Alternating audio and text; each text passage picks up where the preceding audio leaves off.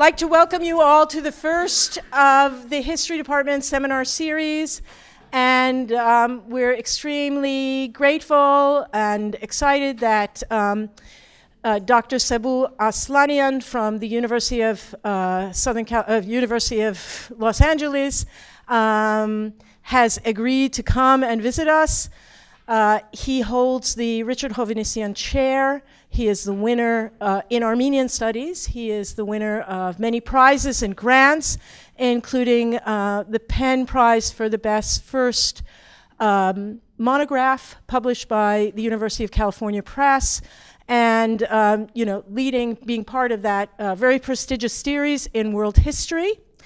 So we're very thrilled, and particularly myself, I never had the opportunity to meet Dr. Aslanian before this time, but I've known of his work, and indeed my students who are here in large numbers are reading his work and have read his work as part of our world history course on the history of capitalism, a global approach. So it's my great pleasure to welcome him and actually welcome him back, because he did his undergraduate degree at McGill and Cégep also in Montreal, and then went on and finished his PhD at Columbia University, and he's been teaching at UCLA, and he teaches a wide variety of courses.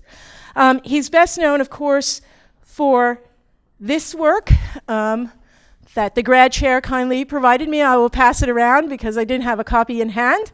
And this is the work that has won numerous awards. From the Indian Ocean to the Mediterranean, the global trade networks of Armenian merchants from New Julfa. And I just want to say, I'm going to pass it around now, if I don't trip, that it is really a just stunning work, and it is probably one of the best works of early modern economic history in the last 20 years, I would say. It's just an amazing detective story of tracking down sources at far-flung places around the world, of putting them together, of rethinking concepts. And so in the process of one might say, restoring the Armenian populations and communities to their rightful place in the history of early modern capitalism and development of world networks that spanned the region, not just from the Mediterranean, but actually from Amsterdam all the way to Tibet, and were particularly concentrated around South Asia and Iran. He's reconstructed that community, and he's definitively put to rest the notion, at least for merchants, of this notion that Philip Curtin put into discussion of diaspora communities, as if the merchant colonies of the Jews, of the Armenians, of the Chinese in Southeast Asia, etc., conform to some sort of single model. And what he has been able to do on the basis of unusual trove of documents that he's mined extremely effectively is to plot out a series of nodes from which Armenians who were forcibly relocated, and this is somewhat of a discussion, from the Caucasus on the borders of two empires, forcibly relocated to the center of the Persian Safavid Empire, constructed in the 17th century. And for a century, a little over a century, they were able to establish themselves throughout the Indian Ocean with extremely effective networks of information. And in fact, that's one of his other, I think, very important contributions, is actually reinforcing what Stiglitz, the Nobel Prize winner, says about asymmetrical information being a point to leverage in these series of networks, as well as trust and reputation. And they had print networks, they had a network of churches. And so he's basically, rewritten this history of trade in the early modern Indian Ocean. And it also overlaps with a history of the development of relations between merchant capital and local rulers. So I would say that if we are really intending to understand the postmodern as many historians have come to realize, and first and foremost, one of his colleagues, Sanjay Subramaniam, we also have to understand the pre-modern, because the pre-modern tells us an incredible story of the world on the eve of this Western imposition. And the types of networks that were not so black and white, clear, indigenous, non-indigenous, that were there. They were very complicated, they were very cosmopolitan, and they linked people around the globe before, and in the case of the Armenians, before Vasco da Gama made his famous/infamous trip around Africa. I just want to also mention that in addition to that book, he's working on a second and a third book. And the second book that he's working on right now is Global Early Modernity and Mobility, Port Cities and Printers Across the Armenian Diaspora, 1512 to 1900. The title of today's talk, as you know from the poster, is The Final Voyages of the Santa Catharina, Notes Toward a Global Microhistory of Trade and Politics in the Indian Ocean. I'd like you to welcome Professor Aslanian.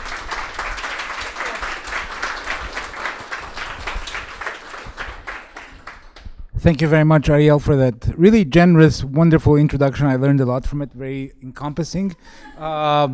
Not the stuff about me, but about the general context of the work, which was quite interesting. And thank you all for being here. It's a great pleasure to be back in Canada, first time in Queens, or in this part of Ontario at least. So it's a pleasure to be here. So today I will be talking about a work that is both very much work in progress and work that has been thought through in some ways for some time, for at least 13 years, although I haven't really delved deep into it yet. It's the third work that I have in the pipeline. I hope to get to it in much more detail in the next couple of years. It's a work entitled The Final Voyage of the Santa Catharina. It's an attempt to write a global microhistory of the Indian Ocean, particularly focusing on forms of trade and politics in the 18th century, using a remarkable trove of documentation that has survived in the hold of a merchant vessel named the Santa Catharina. And what I will do today is tell you the story of this ship itself and how I came to discover it in 2003, fresh from Colombia, having embarked on my dissertation work without having much idea of what it was that I wanted to do. And it was my first time stepping into an archive, and the first moment I stepped into an archive, I happened to have made this discovery that led to these papers that I will talk to you about in a short while. So let me say a few things about the ship itself.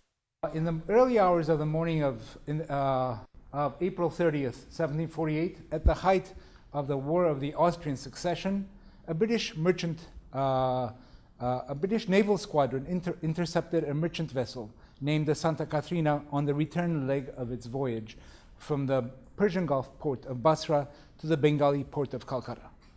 The ship itself was a 200-ton vessel. It's built in Burma originally, purchased and operated by a Portuguese sailor, João de Feria Leitão, in Chandernagor, and was leased to an Armenian mercantile company by the name of the Hovannisian company, and sent on a voyage, a round-trip voyage from Bengal to Basra and back.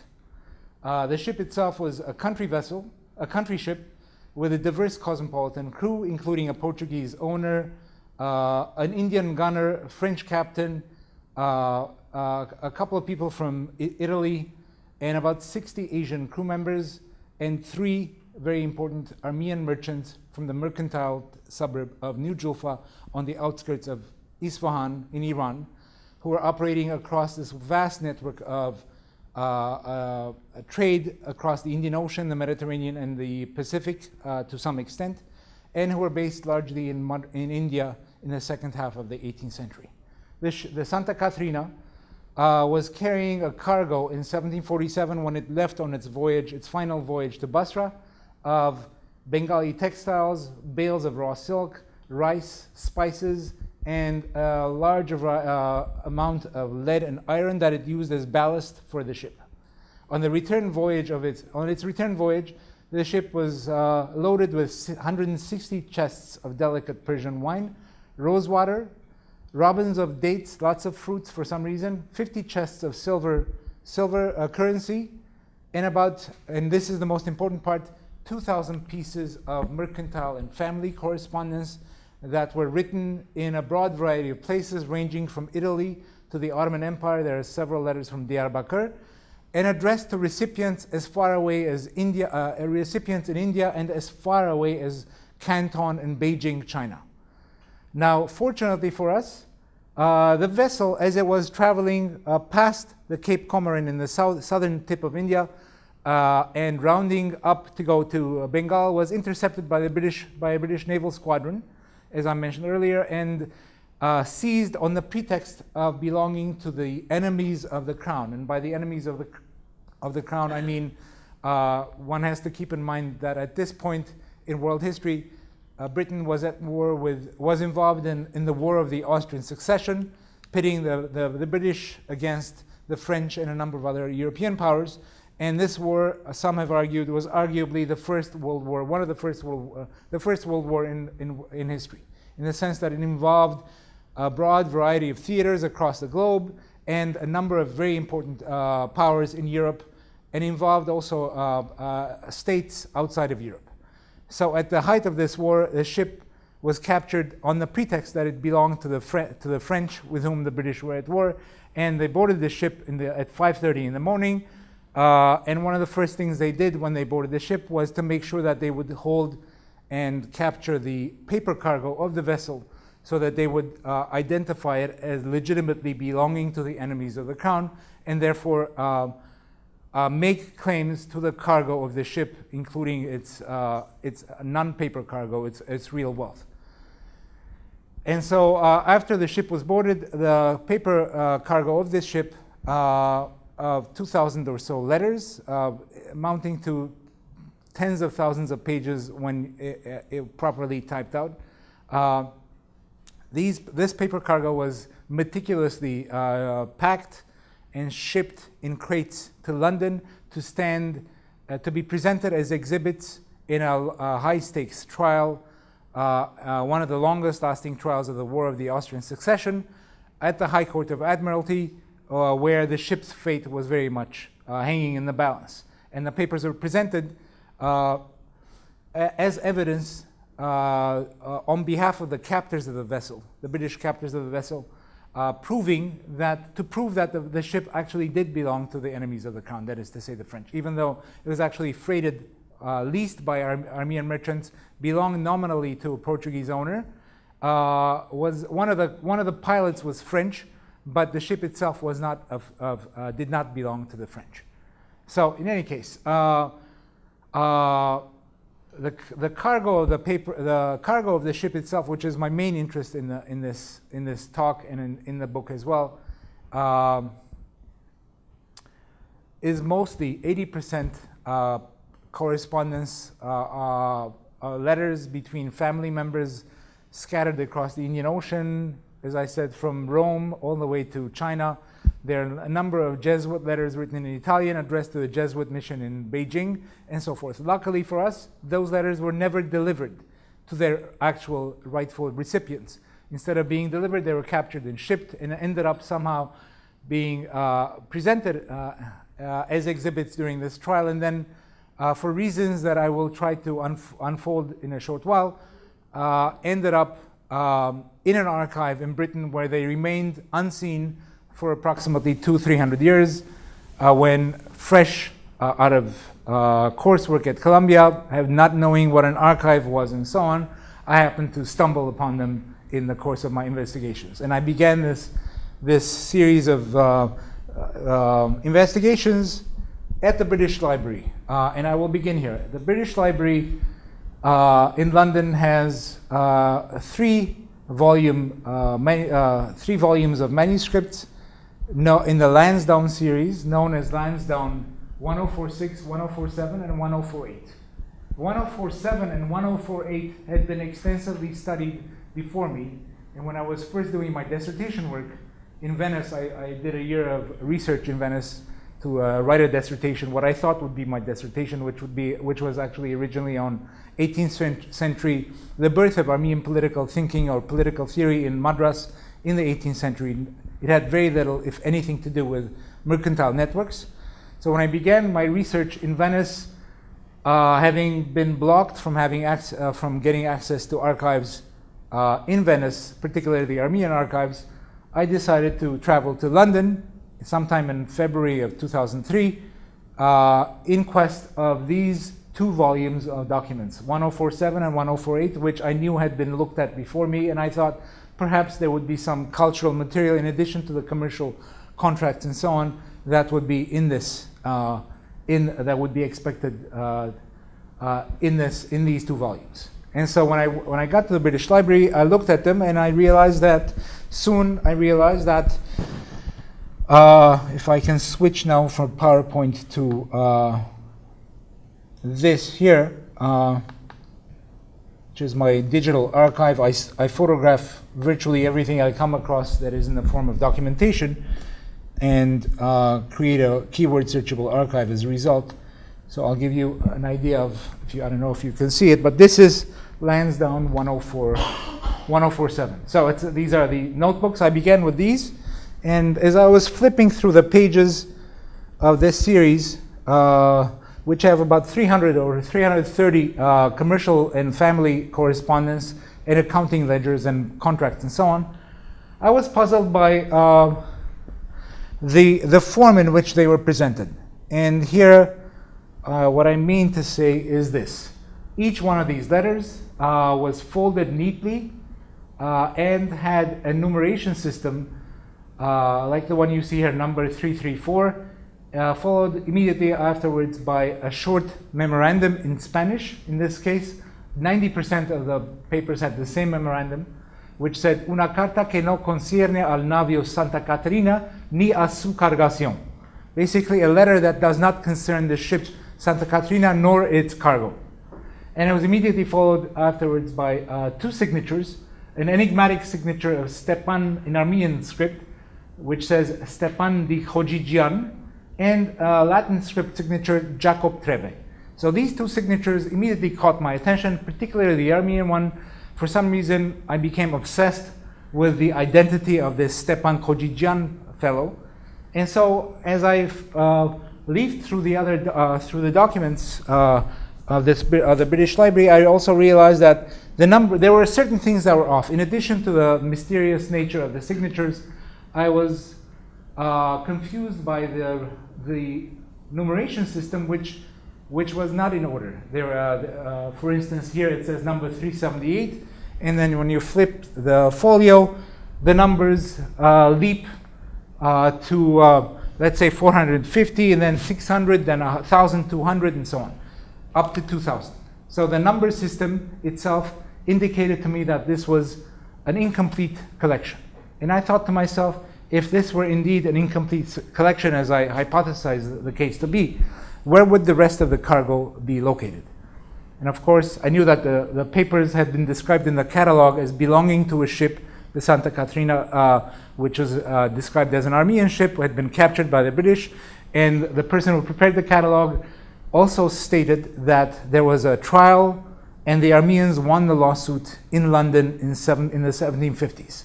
So this is basically the information I began with in the catalog of the Lansdowne series. And then so I began to think about the absence of the documentation, the missing parts of the documentation, and before too long I did some searches on online catalogs, the Public Records Office, as it was known before it became the National Archives. And there one night I remember walking into an internet cafe and typing in, it was the first time I had seen this catalog online, so I typed in Santa Catharina, not expecting to find anything. And the minute I pressed enter, I was really, I knew that I had hit on something really important, because I had 11 or 12 hits, each one of which said Santa Catharina, Spanish and English papers, translations, accounting ledgers, letters, and so forth. And so immediately, of course, the next morning at 8 o'clock or so, I went to the archive, and what I discovered there was this. was this, basically. There were like 4 or 5 boxes, which I called up. And the minute the first one arrived, I opened it, I saw bundles of letters. Compared to the 300 that were preserved in the Lansdowne collection, the remaining 1,700 were all in the PRO and had not been opened. So as I started looking at them, and soon I realized that the same exact signatures, the same exact memoranda were in the same in this collection. And I concluded that this was the missing cargo of the ship's papers, and I spent basically the next 10 years or so reading as much of this cargo as possible. Then did research in India and other places, especially in Iran, in Isfahan, and ended up writing my first book on the basis largely of this body of documentation. But initially, when I had first started, my first choice was to write a dissertation using the ship as a kind of vessel to write the history of this period. And fortunately for me, my sponsor at the time talked me out of it, and he wasn't really a big fan of narrative history. He said it would be a waste of time, etc., etc. And of course, at the time, I cursed him, but now I realize that maybe it was better that I wrote the book that I did first, so that I could go back to this eventually for another book project, which is basically what I'm trying to do now. So what kind of a global microhistory can we write on the basis of such documentation? So I'll say a few words about the difference between global history and microhistory. Microhistory, of course, is an Italian kind of variety of writing history that was meant to some extent to reduce scale of analysis and to bring in some form of agency into one's work as a historian. And of course, in the context of contemporary world history in the U.S. variety at least, or even the European variety, what one discovers is that many world historians have actually not really created enough room in their work to account for the importance of agency of individuals or small groups, particularly marginalized groups and so on, in their account of writing these broad narratives of globalization, of the building of empires, trade routes, circulation of goods, etc., etc. So one of the things I'm trying to do is to focus on one ship, in this case the Santa Catharina, on its return voyage from India to the Persian Gulf, and try relying on the cargo of this ship to write a story of the Indian Ocean in the 18th century that expands upon these diverse types of contractual agreements that merchants across the shores of the Indian Ocean relied upon, the kinds of globalizing forces that were transforming the history of the Indian Ocean, particularly with the intrusion of the European East India companies, the joint stock corporations, and their transformation in the 1750s, at least on the part of the EIC or the English East India Company, into colonial powers in the subcontinent.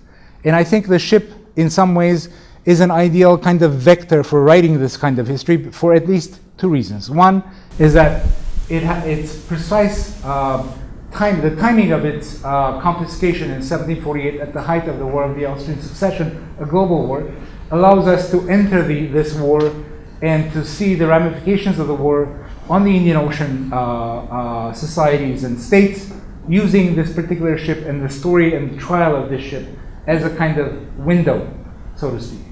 The second way in which this could be a useful way of writing a microhistory of the Indian Ocean would be rely on the cargo of the ship, and particularly to focus on the rich variety of contractual forms that one finds in these papers, including the use of commenda contracts, long-distance partnerships, the use of bills of exchange, avaks or hundis as they were known in the Indian Ocean, the use of powers of attorney, letters of recommendation, and so forth, and to tease out, using this Armenian-based material, a larger kind of history of this period that has otherwise not really survived in the form of Arabic script documentation from the era. As most people know, unfortunately, Indian Ocean historians are in some ways crippled or hobbled by what they can say about this period in the early modern era,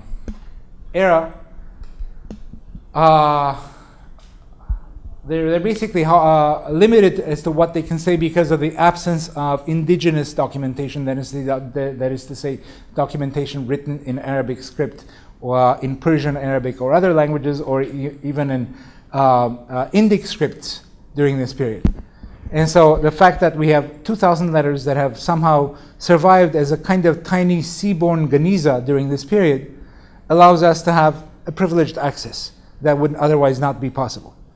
So those are two possibilities in which I plan to pursue, and I think the documentation is, to a large extent, as far as we can tell on the basis of other documentation, quite representative of a variety of practices that were used and central to the lives of different mercantile communities, not just the Armenians. This is not an Armenian archive. I've always maintained, even the actual script itself is Armenian. The language is a mercantile variety of Armenian, which is no longer spoken today. It's an extinct dialect spoken by a tiny community of Armenians residing on the outskirts of Isfahan, to which the owners of the ship's cargo belonged, and to which I will return very quickly now before I resume with the detective aspect of the story.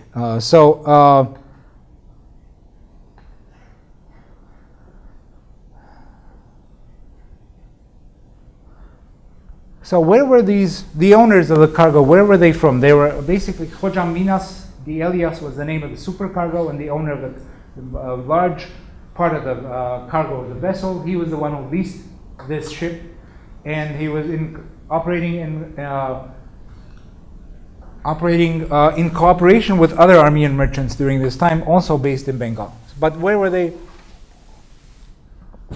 What community were they actually from, and what was the history of this community?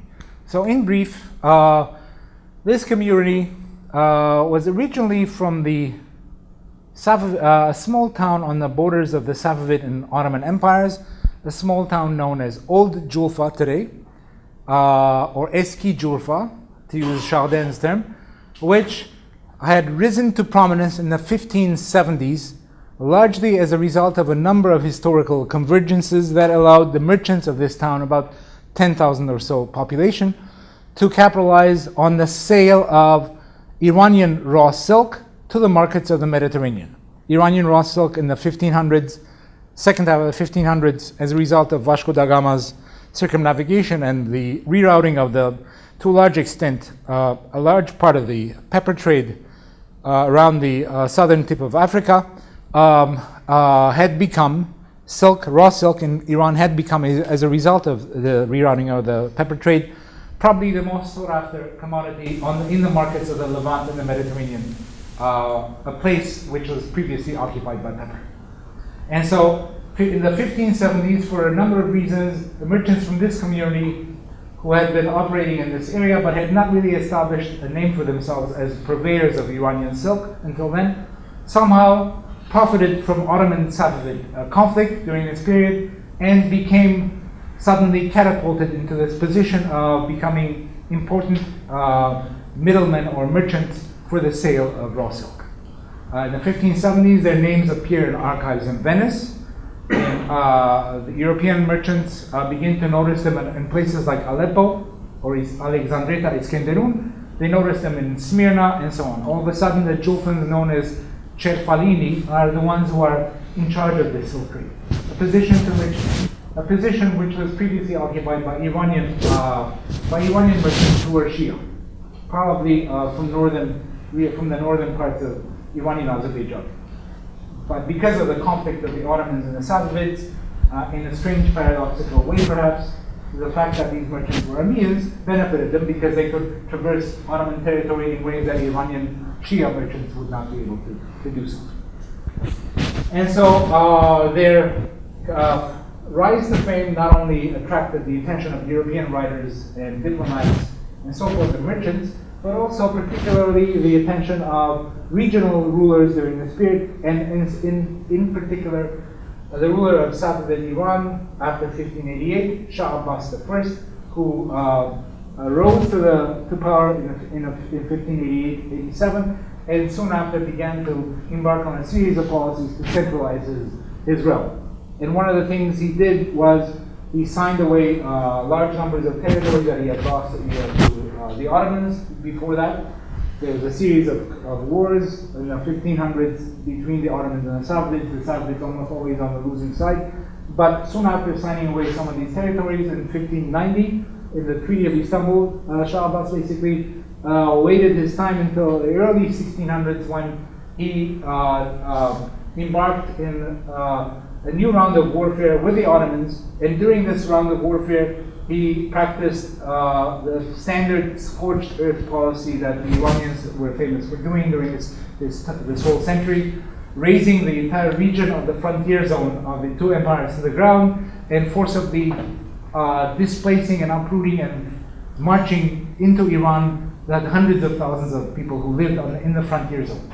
Many of these people were Armenians. Approximately 300,000 Armenians and others are known to have been forcibly marched into Iran in order to deprive the advancing Ottoman armies of any sustenance or any help. And so some of these merchants for the Shah were important. Some of these people were displaced, particularly the merchants from Old Juffa. And so to them he gave relatively privileged treatment. He relocated them into Iran and settled them on the outskirts of the capital, his newly built capital, Isfahan, where in 1605 they established this township named New Juffa in memory of their evacuated town. 1619, the merchants of this town won a major auction for the right to sell Iranian raw silk to the Mediterranean markets, possibly with the help of the Shah himself, and they quickly became the trusted merchants of the Safavid dynasty, particularly under Shah Abbas. And this led them to catapult themselves into a position of predominance in the global economy as well-known global merchants specializing in the sale of Iranian raw silk. This is, at first sight, of course, when you look at this, the first impression you get is that it's a mosque. Unless I'm misreading this, but most people would say that it's a mosque. But it's actually the All Saviors Cathedral in New Juffa, Isfahan. It has a very Islamicate kind of architectural design, which is a broader reflection of the identity of the merchants in question. They're not just Armenians, they're actually Iranians, they're actually integral to the Islamicate world of the Middle East during this period. In terms of the cultural practices, the contracts that they used, the language that they used was a hybrid of all these different languages and so forth. So that was their base. But in the middle of the 17th century, soon after their relocation, these merchants essentially expanded their network into a number of directions outside of their nodal center in New Juffa, establishing 4 interconnected circuits around their township. And these circuits are the Indian Ocean circuit, which was obviously the most important circuit that they had, and you can see it here with a number of these. This is New Juffa, Isfahan, the center of their network, and Basra, of course, where the ship was, Santa Catharina was sailing. And a number of these nodes are their settlements in the network in the Indian Ocean, most of them clustered around the region of Mughal India, South Asia, arguably the wealthiest area in the world at the time, possibly with the exception of China. Most of their settlements are port city locations, as you can tell here, most famously through their settlement in Surat, Bombay later on in the 1660s, Pondicherry, French settlement in the south, Madras, Chandernagore, and most importantly also Calcutta. And in addition to India, they had settlements in Burma, what is today Myanmar, in Southeast Asia in the 19th century at least, or late 18th century. And then on the far outpost of the Indian Ocean circuit, on the cusp of the Pacific Ocean, they had a small kind of toehold in the Spanish colonial outpost of Manila. They were also present in Guangzhou or Canton, China, and as was mentioned in the introduction to this talk, in the most exotic of all places, perhaps in this arena, in Lhasa, Tibet, where there were probably a few dozen Juffan Armenian merchants residing in the late 1600s and fairly well integrated with the local ruling elites and trading with China. So this was their first circuit. The second circuit basically ran north across Russia, included settlements in Astrakhan, Kazan, Moscow, Archangel or Arkhangelsk, St. Petersburg, and interestingly also Swedish region of the Baltics, Nerva somewhere around here, and the Polish regions here in the north as well, which they used as a kind of springboard for their settlements in the northwestern part of Europe. And the other circuit of the Julfan merchants was the Mediterranean circuit, which included settlements in Constantinople, Istanbul, Izmir, Smyrna, Venice, Genoa, Livorno, Marseille, and Cadiz, all the way to on the cusp of the Atlantic Ocean, on the fringes of the Mediterranean. So this was a global network together, and it was connected through a movement and circulation of merchants, particularly of comenda agents, some of whom I discuss or describe in my book in much more detail. But basically, these are two long-distance merchants known as comenda partners who worked for wealthier capitalist masters residing in Isfahan and largely not mobile, sedentary, and who did most of the work for them in exchange for 1/4 of the profit, which they kept after 20 years of work slaving for their masters. They ended up keeping 25% of the profit, which to us sounds like an unfair deal, a rotten deal, but in fact in the 17th and 18th centuries was an avenue to success for many of these merchants who later on became wealthy khojas or masters themselves by becoming low-level kind of peddlers for the wealthy merchants. So I came across two of these unusually mobile and itinerant comenda agents in the Inquisition archives in Mexico City, Inquisition archives that are from Manila itself. And these individuals are Santiago de Baraquiel and Gregorio de Zacarias, who basically in the 1720s between themselves covered all the 4 circuits of the Julfan network, particularly Santiago himself, who was all over the place basically. And the Inquisition archives are important because they're connected also to the Santa Catharina story, which I hope to return to in a second. So how did this network actually function as a whole? The network functioned because it was based on the idea of circulation and mobility of men and things.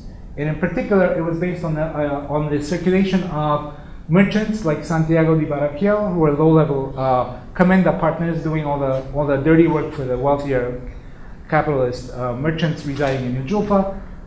Women, very few of which are to be seen in these letters of the Santa Catharina or anywhere else, but there are some. Few of them were actually mobile.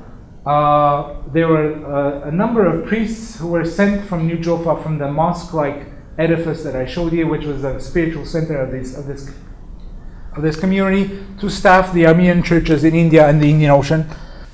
And then finally we have the circulation of information in the form of commercial correspondence, of trade manuals, printed books, and so forth. And this is largely the cargo. This consists largely of the cargo of the Santa Catharina. So let me very quickly return to the Santa Catharina story and try to give you a quick snapshot of what really happened with the trial itself. Initially, the Lansdowne manuscript catalog entry said the Armenians had won the lawsuit, but upon looking at these papers, I realized that it's very far from clear which side had won the lawsuit. It turned out at the end that the British captors had won the lawsuit. And they had won the lawsuit in the following way, which is quite interesting. And that is that initially, after sending the papers to London from Madras, the court was faced with a difficult position because they had to actually present the papers as exhibits, and the papers are written in this arcane dialect which nobody or very few people spoke. So they had to find someone to translate these papers according to British maritime law into a language, into a European language. So one of the first thing they did was to hire to appeal to the court translator at the High Court of Admiralty, who was Jacob Treve, a Sephardic Jew originally from Venice. So Jacob Treve was hired by the captors of the vessel and sent to the closest place in London where they could find someone who would be able to read this otherwise impenetrable dialect. And so that closest place was Amsterdam, the small community of Armenian Julfan Armenians in Amsterdam. There were no Armenians in London at the time. In 1752 was a particular low point. There were maybe half a dozen or so Armenians before that in the late 1600s. But in 1752, at the height of the trial, when they needed translators, there were two people who could read Armenian, neither of whom was willing to do the work of translation. So Jacob Treve was sent to Amsterdam and went to the Armenian church in Amsterdam. He was put in touch with this strange, enigmatic merchant who spoke fluent Spanish because he had just come back from Manila, but was illiterate. He could not actually read or write Spanish, and he could barely read or write Armenian, his own mother tongue, which is indicated by the childlike signature that he had in the Lansdowne papers and the PRO papers. And so this was Stepan Dikhojijan, who had arrived from Manila to Amsterdam in late 1740s. He was put in touch with Jacob Treve. They both moved to London together. They sat down and translated. Stepan Dikhojijan translated approximately 400 out of the 2,000 letters, which he translated orally in Spanish, and Jacob Treve wrote it down in Spanish, and then they had another translator translate from Spanish into English. And this together constituted the logbook of the Santa Catharina trial. But in addition to this, of course, there were the 2,000 letters. These were the letters that Jacob Treve was translating, but only 400 of which were actually rendered into English. And so after the trial, I couldn't figure out what had happened to these papers, but after the trial, it appears that the lawyer that was hired by the captors of the vessel, a man by the name of Philip Carteret Webb, who had a very shady history of corruption behind him, involving his running for office and so on, that attorney hired by the captors had somehow gotten hold of about 300 of these papers of the trial. And it was from his collection, his personal collection he was a collector of manuscripts and antiquities, that the British Library managed to have this collection purchased in the late 1700s. And that's how these papers ended up in the Lansdowne collection. But as to why he had them, I only found out later on, and that has to do with the fact that most of the letters in the Lansdowne collection, at least, are the ones with seals and signatures. And they're mostly contracts, mostly bills of exchange and so forth, which have to have seals. And so, according to the official story of the trial, in 1752, Philip Carteret Webb essentially testified in the court and said that this was in fact a cargo belonging to the enemies of the Crown, the French. And the reason why this was the case was because the pilot was French and so forth. And then when the Armenians, at that very moment in 1752, when the trial appeared to be going in the direction of the captors, suddenly this person appeared in front of the court, holding this document.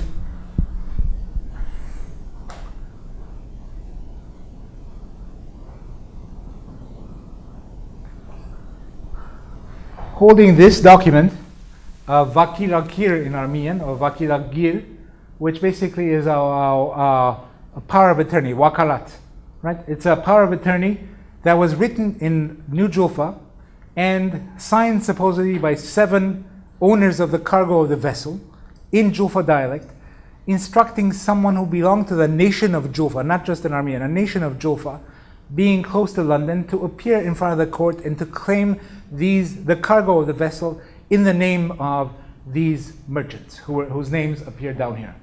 And this person happened to also be the very exact same person who was hired by the captain, Stepan Dikhojijan, this mysterious person with whose signatures I began my original quest for the papers. And so the official story was that, according to Philip Carteret Webb at least, when I first began writing a narrative of this ship story in 2006, published as a very lengthy article in the Journal of Diaspora, I basically thought that Stepan Dikhojijan had been framed and that Philip Carteret Webb had argued that Khojijan's power of attorney was disqualified because it was a forgery.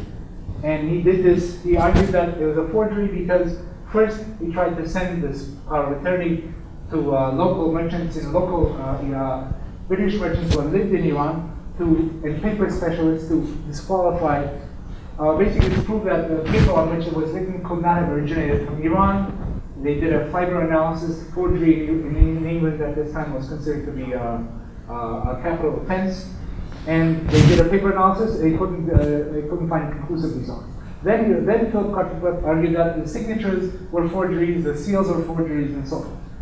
And at first I had dismissed this idea, but when I began to look back at how to rewrite this story in the form of a book as opposed to a 65-page essay, which was what I had published originally, I began to take a closer look at the seals that Philip Carter had gathered together in the Lansdowne documents, and I concluded that upon an examination of these multiple seals and with the real seals, this is the fake seal in the power of attorney, which I concluded now is a forgery, and this is the real seal of the same merchant, the first merchant who owned it, and it says Agamal di Shafras Minasion, basically the most important merchant belonging to the company that leased the ship.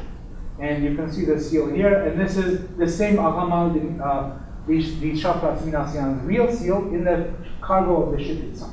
And I have multiple seals of the same merchant in other archives from Mijufa and from India and so on. And you can see through a comparison that the seals do not look at all like each other. And not only that, but also the way this merchant wrote his name was very different. I mean, you could argue conceivably that you could have, your seal might have been changed at some point, so someone could say, well, at this point he had a different seal, but no merchant would spell his name in 3 different ways or 2 different ways. So this guy, here you have the real name, Sarfraz, which is a Persian name which Armenians used, and which could be used in Armenian under 2 varieties, Sarfraz or Shafras. The translator always wrote the name Shafras. And it says Agamal di Shafras, Agamal son of Shafras. But here it says Sarfraz's son Agamal, which is a different ordering of the name itself. So essentially I've concluded that it is based on a forgery, and I won't go into the details, but the same person who forged these documents, Stepan di Khojijan, with whose signatures I began, strangely enough, in the same year that the Santa Catharina trial was ruled in favor of the captors, was given naturalization papers in England, in London, and I found his naturalization certificate at the Parliamentary Archives in London, and which led me to conclude, I don't have a definitive solution to this detective story yet, but I suspect that he was hired by the crown to switch sides and to forge a document on which basis the Armenians would lose the lawsuit, and in exchange for which he would be given somehow his naturalization papers. But this is still a hypothesis. I still need to do a lot more research on this, on the Stepan di Khojijan person with whom I initially began my story of the Santa Catharina. I'll end here. If you have any questions, I welcome them. Thank you.